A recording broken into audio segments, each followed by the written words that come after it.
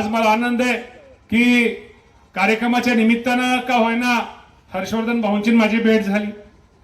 राज्याचा कृषी मंत्री झाल्यानंतर त्यांनी निश्चित प्रकारे त्यांना पण या शासनाचा किंवा त्याचा त्यांना अनुभव आहे आणि त्यांच्या अनुभवाच्या नात्यानं त्यांनी मला काय जे सल्ले दिले, निश्चित प्रकारे तुमच्या सगळ्यांच्या आशीर्वादामुळे आज राज्याचा मी कृषी मंत्री झालोय. कृषी मंत्री झाले आणि शेवटी ही गोष्ट खरी आहे, माणसाने, मी तर माझ्यापासून सांगतो की माणसाने माणसाच्या आयुष्यामध्ये न्यूनगंड कधी बाळगायचा नसतो.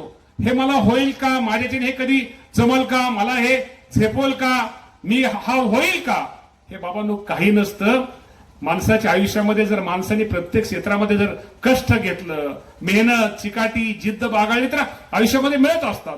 आज तुमच्या सगळ्यांची आशीर्वाद, मला माहिती पण नव्हतं मी कधीतरी कारखान्याचा चेअरमन होईल, बँकेचा चेअरमन होईल, झेडपीचा अध्यक्ष होईल, आमदार होईल, राज्यमंत्री होईल, आमदार होईल, क्रीडा मंत्री होईल, आमदार होईल, कृषी मंत्री होईल. परंतु शेवटी एक लक्षात ठेवा, पद ही मिळत असतात, शेवटी त्या पदाचा उपयोग हा आपल्या लोकांसाठी किती होतो